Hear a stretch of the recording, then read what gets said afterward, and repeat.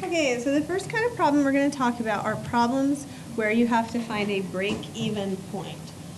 Let's read the problem first. We have a fashion designer makes and sells hats. The material for each hat costs $5.50. The hats sell for $12.50 each. The designer spends $1,400 on advertising. How many hats must the designer sell to break even? So just like when we did the other kinds of word problems where we were just writing a single linear equation, we want to define what our variables are going to be. And usually the question that they ask you gives you a clue as to what you want to use as your variables. So in this problem, our question is, how many hats must the designer sell to break even? So the first variable that I'm going to define, we write this as a step, define variables. I'm going to say that the variable x equals the number of hats. Now this is going to be a two-variable equation. What do you think y could represent? Any ideas as to what we might let y stand for? How much each hat costs? Okay, good. How much? Not necessarily each hat, but we're going to use y to stand for the amount of money. And it might not always be just how much the hat itself costs, because we also have like the advertising costs and things like that. So we'll have an amount. So when we're talking about break even and we're talking about expense and income, we're going to have two different equations. We're going to write one equation for the expense and one equation for the income. So let's start with expense. Let's see, let me get the cards here. Rebecca, in the word problem, what two things up there? I just gave you a hint. There's two things that are an expense to the designer. The material. Okay, buying the material. So the material for each hat costs $5.50, and then what else? The advertising. Good. Spending the $1,400 on advertising. So our first equation, y, the amount spent, the total amount of expenses, is going to equal what? What equation would I write for that? Any volunteers? Claudia? 550x plus 1400. Good. 550x, because it's 550 per hat, plus 1,400. You just pay that advertising cost one time, so we don't have to have an x beside that. Okay, what about for income? What do we have up there that represents income? Noah? Money that the designer is going to earn. Good, they sell for $12.50 each, so that's what the designer is going to get when they sell the hat. So our income, how would we write that as an equation? We only have one thing here. What do you think?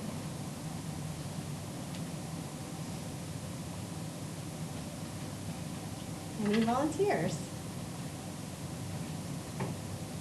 We wrote this equation as 550x plus 1,400.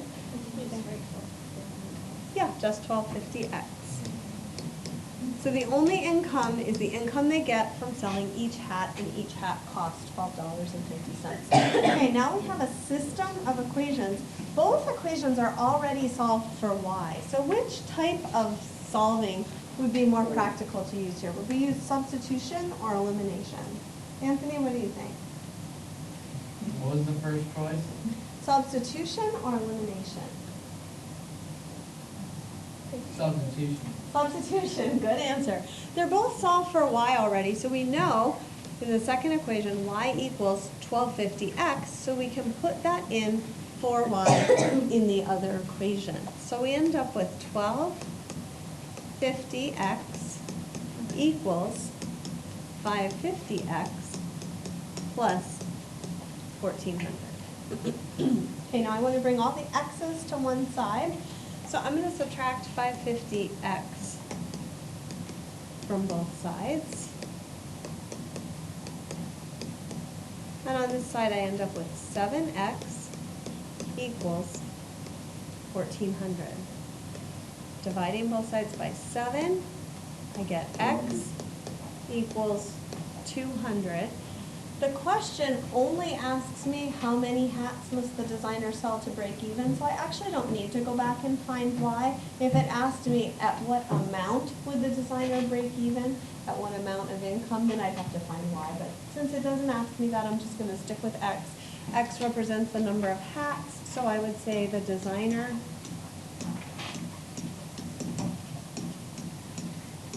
needs to sell 200 hats. Would there ever be an equation where you would have to figure out what y is? Yeah, you might. Some of these How would we do equations that? we're gonna wanna know. If we wanted to find out what y is, we would just plug this x equals 200 in for x in this equation. So we would take $12.50 times 200, and that would be the amount of income where it would break even. Okay, this one says you try, but we're actually gonna go through this together, just so that we move a little quicker so we get some more examples today. Who would like to read this? Go ahead, Carly. Nice and loud. Sudoku, I think. A puzzle expert wrote a new Sudoku puzzle book. His initial costs were $864. Binding and packaging each book costs 80 cents. The price of the book is $2. How many copies must be sold to break even? Okay, good. Stephanie, what's our first step? What do we do first in the other problem? Define the variables. Good. So we need to define the variables. Stephanie, what would our obvious variable be? What does it ask for in the question? Okay, so let's let X be the number of copies. What would Y be? What's our other variable? Anthony? Price of the book? Not the price of the book specifically. Think a little more general. Think about what it was in the last problem. Because we know the price of the book, so that's not a variable. Jackie? The amount of money. The amount of money again. So Y will be the amount of money. It can stand for the amount of expense and the amount of income. Kara, what up there represents expense?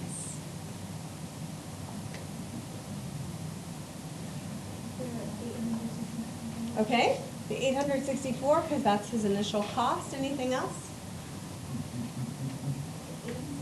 The 80 cents, because he has to pay to do that, to bind and package each book. Jackie, what would my equation be for expense?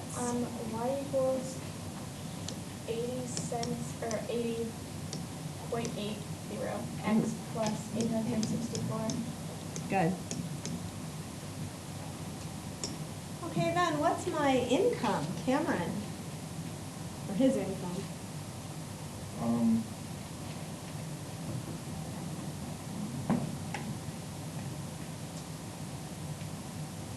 What's he gonna earn once he sells these books? 80 cents. No, that's what it costs for him to bind and package. The $2, good. The price of the book is $2, so that $2 is his income.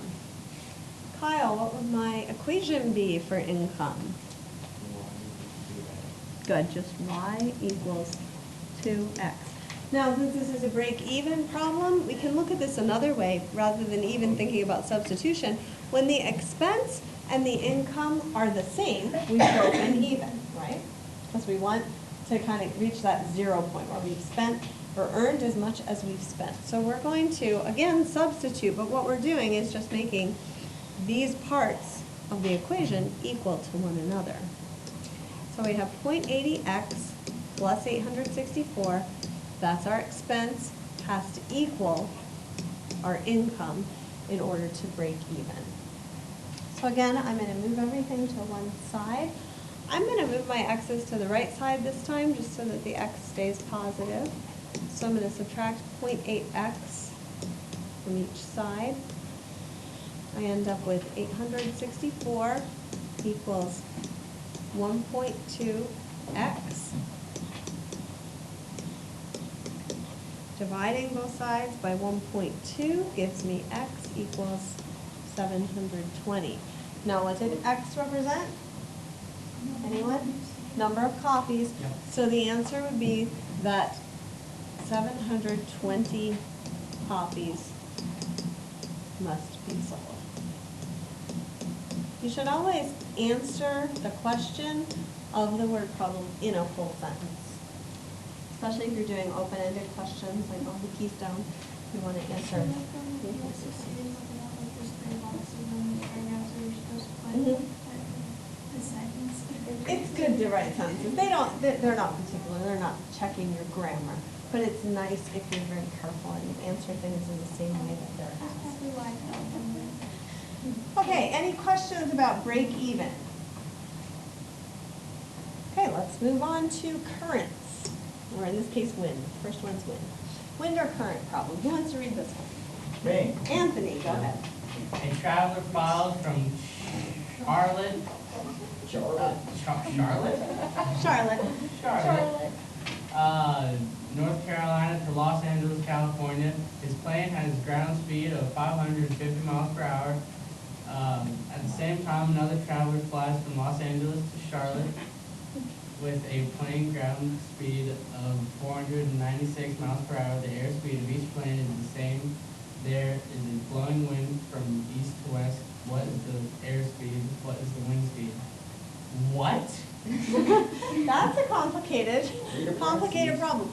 The stuff in parentheses is some stuff that may be helpful. Airspeed is a plane speed with no wind. So if the plane were flying and there was absolutely no wind at all, which is just theoretical, that doesn't happen, that's the plane's airspeed. That's like what they would set their speedometer at to go. The ground speed is the actual speed that we see the plane going. They call that the ground speed. It's hard for me to keep track of which one is which, but ground speed is just the speed that we're perceiving the plane to go. So the ground speed is based on the plane, the speed that the plane is going because of its engine, plus or minus what the wind is doing. So if the plane is going with the wind, it's going to go faster than when it's traveling against the wind. That's the ground speed. It takes into account the wind. Okay, now for our variables, we have two questions. So we have two questions to answer, so that gives us a clue as to what our variables should be. Carly, what do you think they should be? We could use X and Y. We don't have to use X and Y. We could use other letters if that's helpful. For example, we want to know the airspeed. S. We could use A. So let's let A represent airspeed. That'll just help us keep track. And then what else do we need to know? What else does it have this one? Wind speed. Okay, let's let W equal the wind speed. The letter you use for the variable does not matter. Okay, now it says that the plane or the wind is blowing from east to west. So here's east, here's west. The wind is blowing from east to west, so it's blowing that way. Charlotte, North Carolina, is that in the east or is it in the west? It's in the east. So North Carolina is over here. California is over here. Now when we do these wind or current problems, the wind is either going to help us or it's going to hurt us. So our speed is going to be the result of the airspeed plus or minus the wind speed. If we're traveling from Los Angeles, so our first one is flying from Charlotte to Los Angeles, are we going with the wind or are we going against the wind? With. So is the wind going to help us or hurt us? Help. It's going to help. So we want to add the wind speed. So we have airspeed plus wind speed equals, and what's the ground speed that it gives us for that one? No, that's the other one. 550. 550, good. Airborne. Okay, so for the second problem, is the wind helping us or hurting us if we're flying the other way? Hurting. Good, so we're going to subtract Hurting. W, and that ground speed is 496 miles per hour. These problems are all set up the same way. If it's a current problem, it's going to be the same thing. You're going to have like x plus y and x minus y or whatever variable you choose. looking at these two equations, at this system, what would be our most efficient way to solve this? Emily, do you think substitution or elimination would be faster for this one? Elimination. This one, if you just add the two equations together, you're going to get rid of the W. So let's add them together. A plus A is 2A. 550 plus 496 is 1046. No, it's 1046, not 9. Because you end up 9 plus 5 is 14, yeah.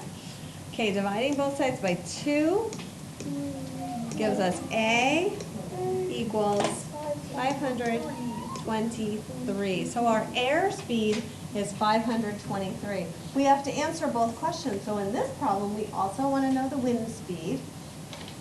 Reagan, how am I going to find the wind speed? I know A. I want to find W. Okay, How am I going to do that? So, do 523 plus W equals 550. Yes, that's exactly what I do. Okay. Good. So I'm substituting into one of these equations to find out the other. So subtracting 523 from both sides gives me W equals 27. So now I know that the airspeed is 523 miles per hour. And the wind speed is 27 miles per hour. And I can go back to the original equations and check that. My airspeed is 523. 523 plus 27 is 550.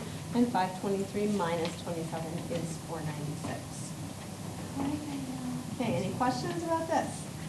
Okay, the next slide, I want you to take a second to see if you can write the equations, and then we'll solve it together. So this one, we're going to pause for a minute so you have a chance to work on this. Action.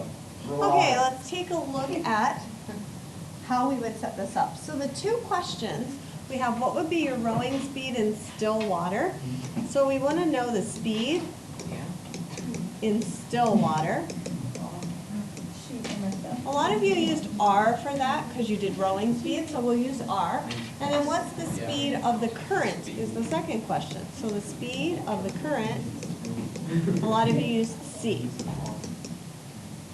Okay, now, remember the current can either help you or hurt you. So you can take the speed in still water, you're either going to add the current or you're going to subtract the current. Okay? So let's start. If you're rowing upstream, are you going against or are you going with it? Against. Against. So is that going to help or hurt? Hurt. Hurt. So what equation do we want to write for rowing upstream? Minus. Good. R minus C equals what? Which number would we use? 2 miles per hour. The 2. Good. Okay, what's my equation going to be for rowing downstream? R plus. R plus C Equals 5. equals 5. 5. Good. Claudia, what's my best way to solve this problem? Am I going to use substitution or elimination? Or I could use graphing, but I don't think we'll use graphing. Does this have variables that would easily eliminate if we added it together? Yeah, so let's use elimination. You could use either. If you like substitution, you could solve them all with substitution if you want. But this one, even though I love substitution, I hate elimination, I would use elimination for this because it's so easy to just add them together. Your C's are going to disappear. You end up with 2R Oh, I got that. equals 7. Dividing both sides by 2, we get R equals 3.5. So that's your speed in still water, 3.5 miles per hour. Haley, how do you find the speed of the current now? We know R, we want to find C. Oh, I take that 3.5 Mhm. Good. Good, we'll plug it into that first equation, 3.5 minus C equals 2. So if we subtract 3.5 from both sides, we get negative c equals negative 1.5. So positive c just equals 1.5. So our speed in Stillwater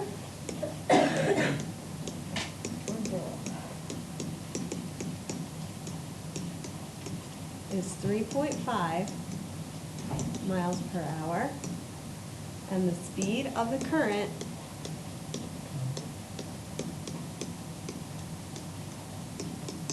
is 1.5 miles per hour. And we can check that if we add 3.5 and 1.5, we get 5, which is our downstream speed. And if we subtract them, we get 2, which is our upstream speed. So we can make sure that we did that right. Two miles really slow. Okay. Any questions?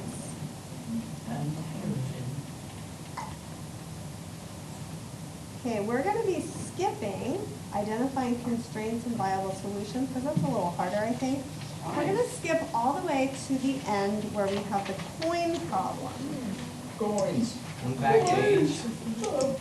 On back page. It's the second to the last slide. It's the one with Susan has a Susan has a piggy piggy bank full of Susan. coins. Okay, go ahead and read that for us, Cameron. Susan has a piggy bank full of coins.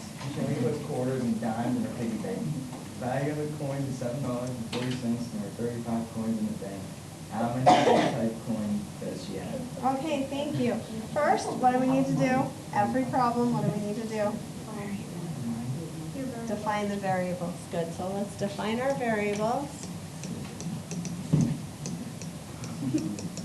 What do we want to know? Type of coin. What specifically? How many of each type? So we have 2 types, so that's 2 Quarters. variables.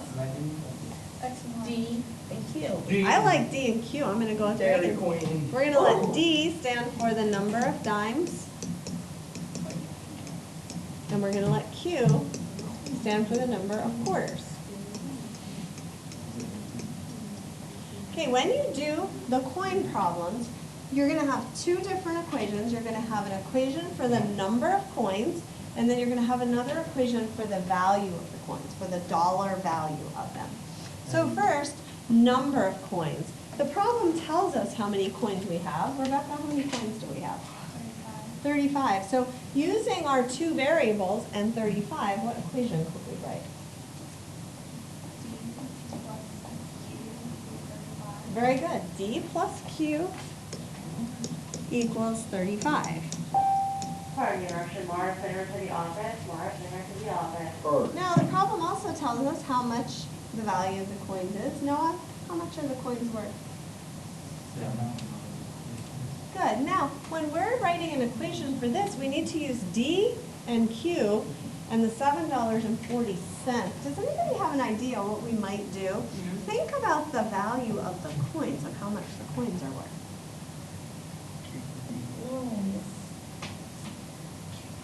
False. It's not just going to be Q plus D, because we have to think, Hope, is that? Wait, what do you do, because you have $7 Mhm. and so you do 4 times 7 first, like before you make that.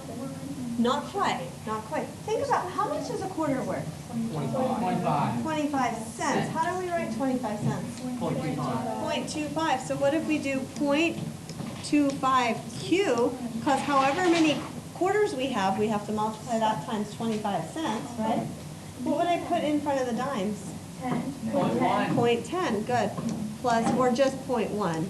0.1 D equals $7.40.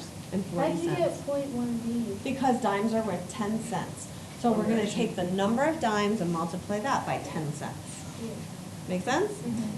Okay, what about this one? Do you think elimination or substitution would be easier? Substitution. That's funny, Hope. You just spoke that out and you were next on the card. So, substitution, it's really easy to solve for a variable here. So we have D equals 35 minus Q. We're going to put this in for D in the second equation. So we have 0.25 Q plus 0.1 times 35 minus Q equals 740. That is a lot. Okay, now we're going to do our You rainbow rule. rainbow rule. Oh my gosh. So 0.25Q plus, what's 0.1 times 35? 3.5 minus 0.1Q equals 740. Okay, combining like terms, what's 0.25 minus 0.1? Negative. 1.5, 0.15. 0.15, thank you. 0.15Q plus 3.5 equals 740. Now subtracting 3.5 from both sides, we end up with 0.15Q equals, what's 740 minus 350? What do we get? 3.9. 3.9? 390? Okay, now dividing that by 0.15, what do we get? 26. Good. So the number of quarters is 26. So if we have 26 quarters, how many dimes do we have? 9.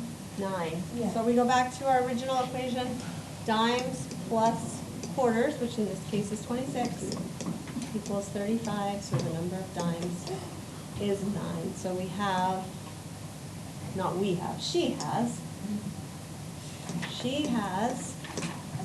9 dimes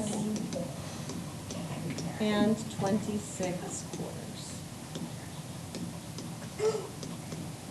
Okay. Okay, the next one we're not going to do together because we're almost out of time.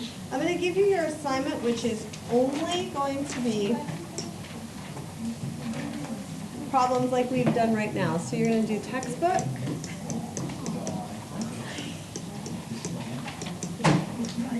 Page 391, 3, 7, 8, 11, 12, 13, and 22. Now this is important. This seems like a lot of problems. I don't want you to solve these.